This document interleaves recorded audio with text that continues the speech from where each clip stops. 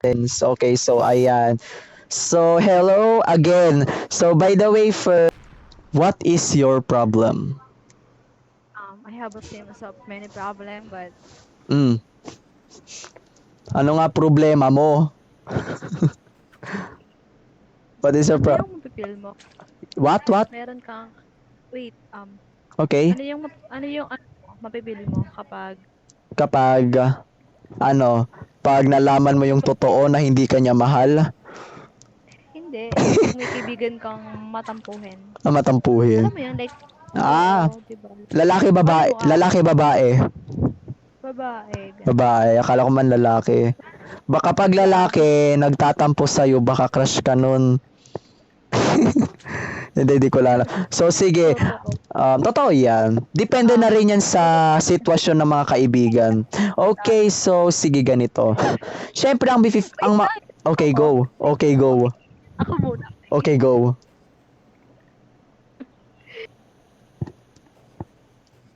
Di ba kasi, sobrang Mm. nakakaya, like, pag-aalis, pag pupunta kami sa mga ganung lugar, kailangan siya yung masusunod. Kung hindi siya nasunod, like, parang mawawala na sa mood yung lahat. Alam mo yun? Like, Oh. sa mood. So, Napaka-moody niya. Like, napakaano kapag niya, parang aalis kami na, pag-aalis, tas one time, nagka-cancel siya, ganun, di ba? Sobrang parang siya yung boss, parang siya yung pinaka-highest, no? Parang Oo, siya yung ganun yung masusunod. pakiramdam. Siya yung the highest talaga in top one with highest honor. Yan, parang Yes. ganon. Parang siya yung lagi ang mauuna, ayaw niyang mahuli, ayaw niyang maging second place, third place, gusto niya first place. Okay. So, ang masasabi ko lang dyan, pagsabihan mo ng tama. Huwag mong sanayin kahit kaibigan mo. Kahit sabihin mong girl best friend mo, boy best friend mo, or premium kaibigan mo, kahit childhood friend. Huwag mong sanayin yung kaibigan mo na ganyan yung ugali niya. Huwag mong sanayin na yung kanyang ugali is ganyan. Yung gusto niya laging masunod. Siyempre, hindi lang naman siya yung tao dito eh. Hindi siya ang Diyos para siya ang masunod lahat sa lahat. So, dapat ang gagawin mo, syempre, kaibigan mo yan eh. Syempre, kaklose mo siya. So, ang gagawin mo, explain mo dun sa kaibigan mo na sobrang napaka-high ng pride. Gusto siyang masunod.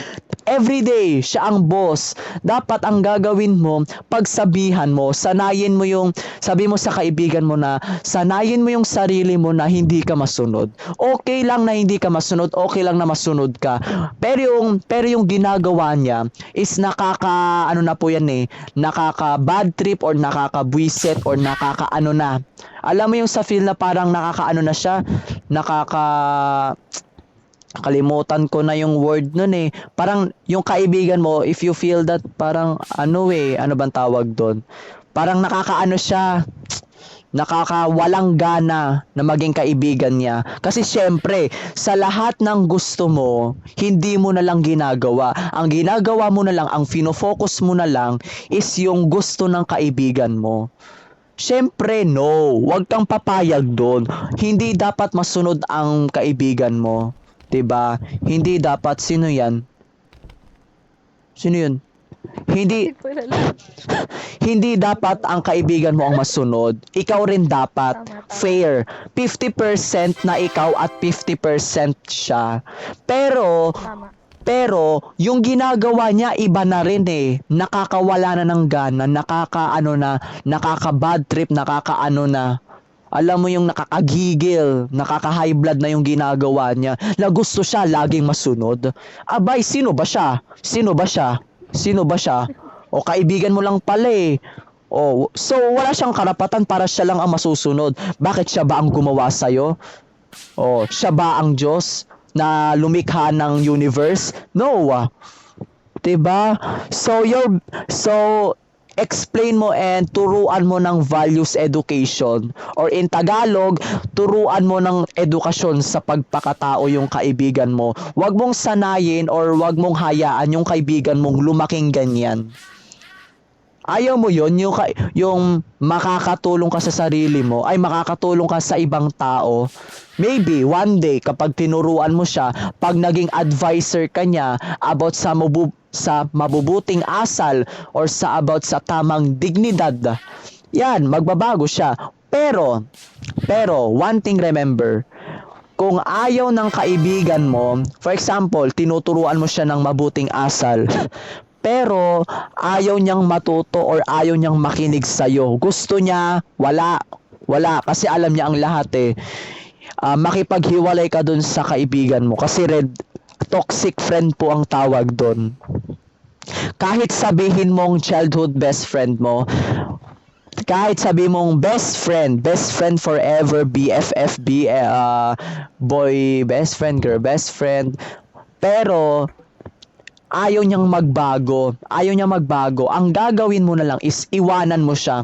Huwag kang lumapit sa kanya kasi mai-impluwensya lang yung yung sarili mo. Baka mahawa ka pa sa kanya. Baka ikaw naman ang masusunod. Baka naman ikaw yung susunod na tawag ito na parang ikaw naman yung laging masusunod, parang magi-change na yung attitude mo, parang magiging magiging masama ka na dahil dun sa kaibigan mo. Kasi nga toxic. Ang toxic friend po is pasapasahan po yan, nakakahawa po yan. Kaya nga sabi ko sa mga other pasyente ko na kapag pag yung kaibigan mo is ayaw matuto or ayaw makinig sa mga mabubuting advice mo, wag kang lalapit at wag kang makikipagkaibigan sa taong walang pake at ayaw magbago. Kasi kapag nahawa ka, sino ang kawawa? Yung sarili mo or yung kaibigan mo? Sige.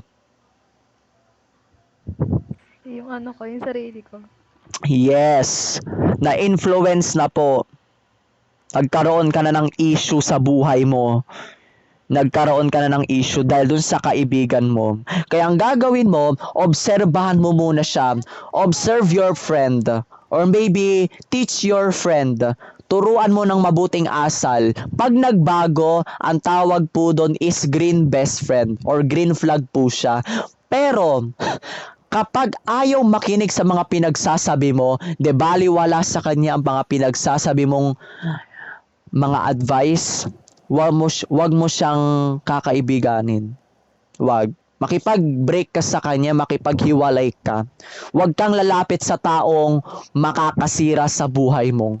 Wag mong ituloy. Baka masira ang buhay mo. Sabi ko sa'yo. Observe ka muna. Use your brain first. And then, obserbahan mo muna yung tawag dito, yung kaibigan mo. Kasi kapag may nakita kang red flag sa kaibigan mo, wag mo nang ituloy, baka ikaw naman ang susunod. Sinasabi ko, totoo yan. Kasi sa mga ganyan na gusto niyang masunod, napaka niya, ang taas ng pride niya, ang taas ng niya. Alam mo sa mga ganyan, sinasabi ko, pag may mga ganyan kayong kaibigan, obserbahan nyo, turuan nyo ng mabuting asal. Pero, kung yung kaibigan mo ayaw makinig sa mga pinagsasabi mo, tinatapon niya lang yung pinagsasabi mo, wag mo nang ituloy. Baka ikaw ang susunod. Baka ikaw naman ang maging masama. 'Di ba? So, you need to teach first muna. Turuan mo muna yung kaibigan mo, turuan mo. Pero kapag nagbago, okay, very good.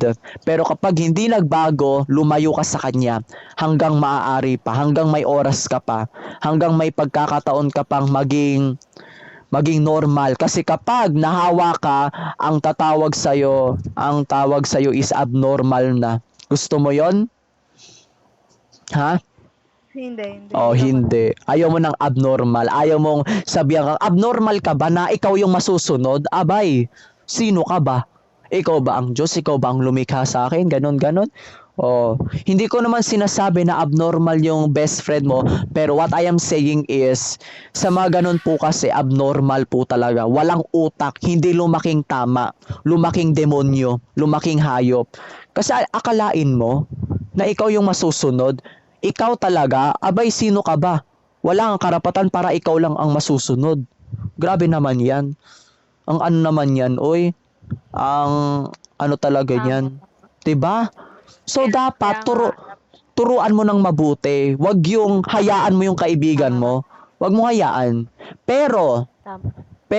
kung yung kaibigan mo, paulit-ulit na lang, pero yung kaibigan mo, paulit-ulit na lang, pero sige, let's repeat na lang, I'm going to repeat. Pero kapag yung kaibigan mo ay hindi nakikinig sa'yo, itapon mo sa basura yung kaibigan mo. Lumayo ka sa kanya. Mag long distance kayo, kahit wala na kayo. Yan.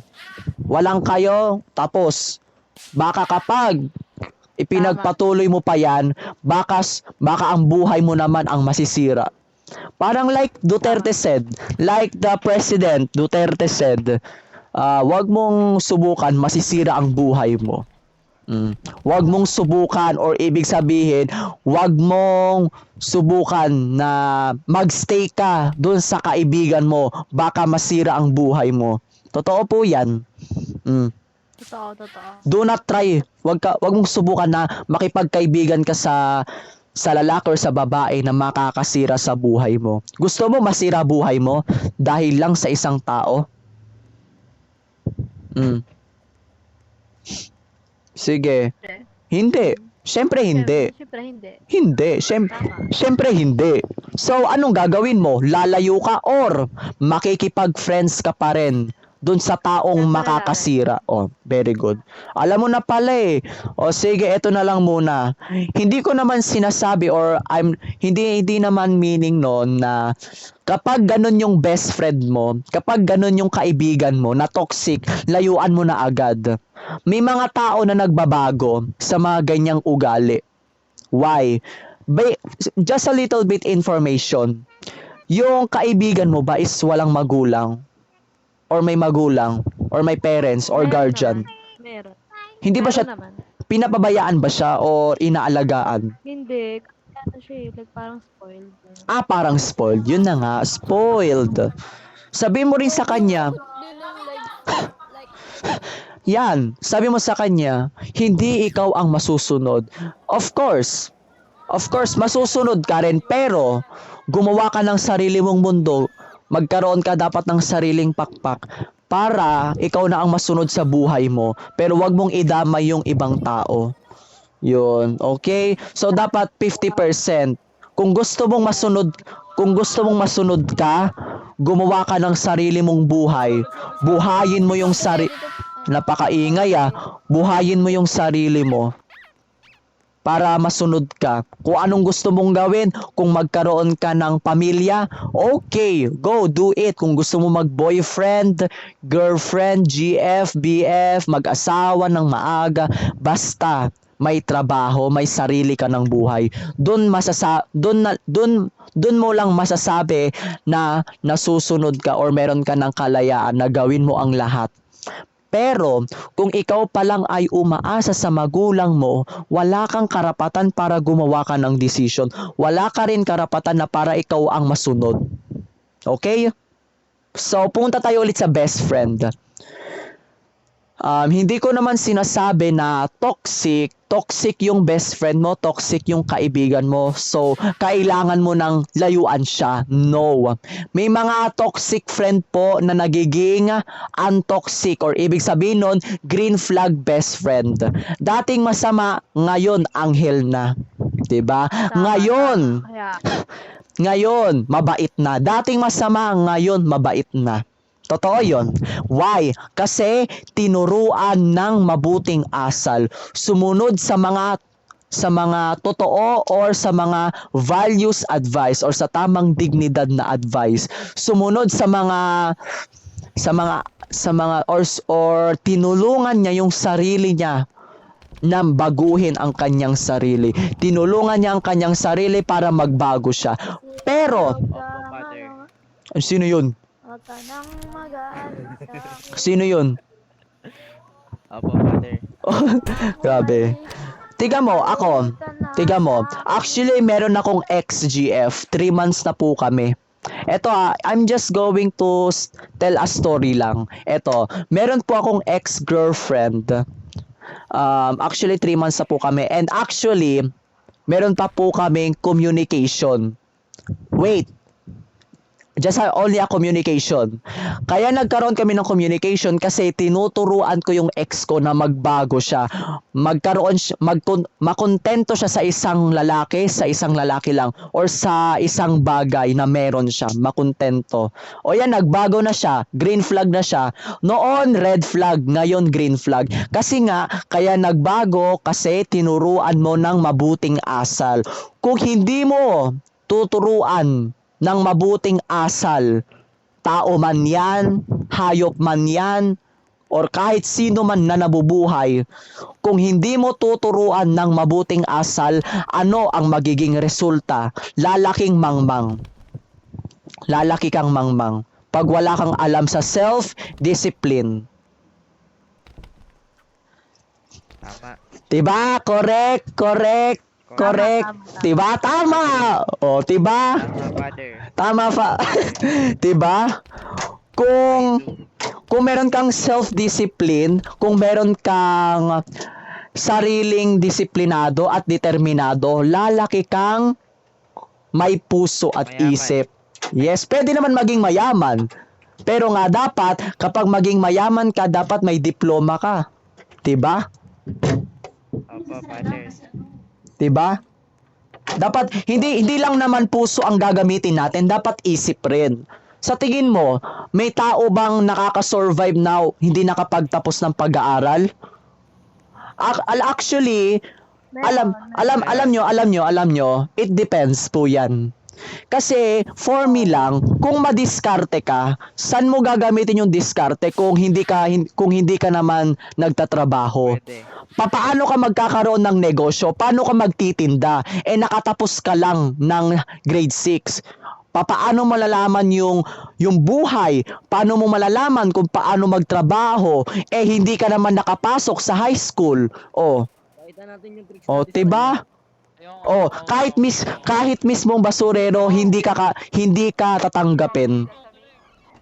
Totoo po 'yan. Kaya dapat talaga makapag-aral ka ng mabuti at makapagtapos ka ng pag-aaral. Opo, Father. Okay, hindi lang puso ang gagamitin, dapat isip rin. Okay?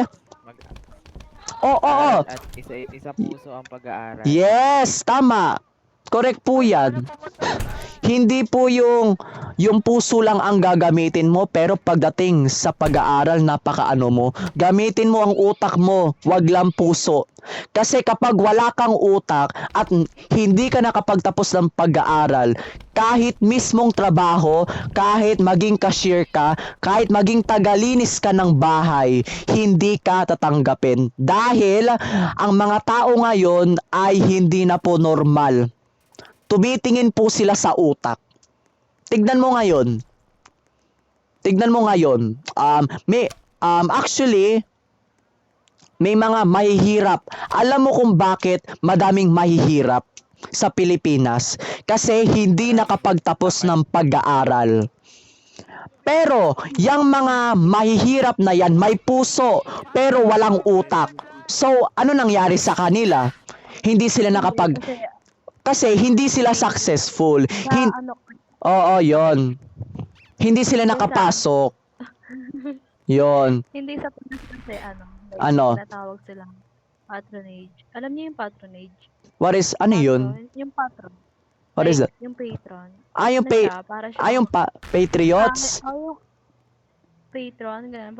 Yun. Patronage. Ganun. Parang intention siya. Kaya yung Pilipinas is naghihirap. Yes, Kasi correct po yun. Intention siya ng mga government. Yes, because of the government influence. Alam, you know. Parang Okay, sige. Ulit-ulit lang nila yung kaya hindi nila Yes. Sige. Sige. Okay. Mga relief. Yes, correct. Tama.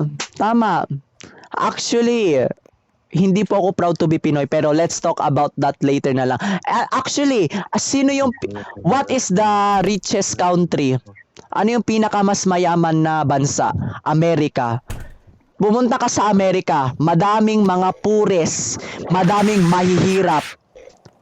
Ano ba yan? Napakaingay naman ng mic na yun. Wait lang nga. Wait lang nga. I-ano ko nga sila. I-mute. Ayan. Sige. Except sa inyong dalawa. Tignan mo ang Amerika. Tignan mo ang Amerika. Doon sa Amerika, madaming mga taong hindi nakapagtapos ng pag-aaral. Pero, may mabuting puso. May mabuting puso. Tignan mo, may mabuting puso sila, pero nakapagtapos sila ng elementary school. Hindi sila nakapag-high school. Ano nangyayari? Nagiging pulube. Kaya much better na ipagsabay mo ang utak at yung tamang dignidad. Hindi porket na may diskarte ka, hindi mo na kailangan ng diploma.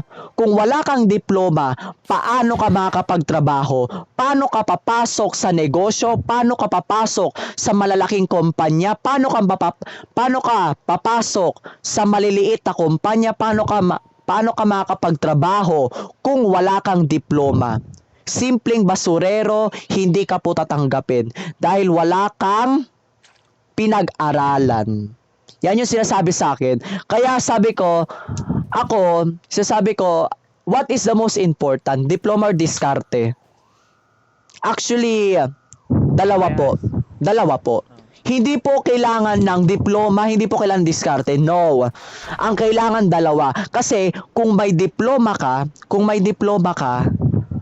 wala ka naman diskarte. So, saan mo gagamitin ang diploma mo? Hindi ka naman responsibility sa mga trabaho. Alam nyo ba, may mga mayayaman na nagiging mahirap kasi panay absent. Hindi sila responsible sa kanilang trabaho. May mga successful, may mga nakapagtapos ng pag-aaral pero paulit-ulit pa rin sila na hihirap or paulit-ulit or palipat-lipat sila ng trabaho kasi nga wala po silang diskarte or wala po silang responsibility. So, bakit tayo napunta sa diploma and diskarte? So, let's talk about your best friend. It's not about the intelligence. It's not about the emotional quotes. Anything. SQ, AQ. It's all about the heart and the brain. That's the most important thing po. Wala pong mataas, wala pong mababa. Balance po ang utak at isip. So let's talk about let's talk about your best friend. Kapag may toxic friend ka, pwede po siyang magbago kasi po tinuruan mo siya ng mabuti. For example, sige, ikaw, ano ba pangalan mo? What is your name? What is your name? Yung naka-ladder, hindi ko kasi makita eh. Mikay. Wait lang. Mikay. Okay, there you go. Thank you. So, Mikay, mula pinanganak ka, nilabas ka sa ng magulang mo. What if hindi ka tinuruan ng magulang mo? Ano ang mangyayari? Ano ang magiging resulta nun? Sige. Wait lang, paano hindi tinuruan? Hindi ka tinuruan ng mabuting asal at magandang buhay. Okay, go. Siyempre, kapag ganun, lalaki ka ng bastos, ganun. Lalaki kang mangmang. Power sa iba. Yes, lalaki kang mangmang. Totoo yan. Kahit matalino ka, may mga mangmang pa rin. May mga may mga bastos pa rin. Kasi nga hindi po sila tinuruan ng mabuting asal. So the most important thing is the mabuting asal and the intelligence. The intelligence. That's the most important thing. Intelligence and mabuting asal and values education. Okay, so what if naman pinalaki kang hindi mabuting asal pero tinuturuan ka ng mabuting asal. So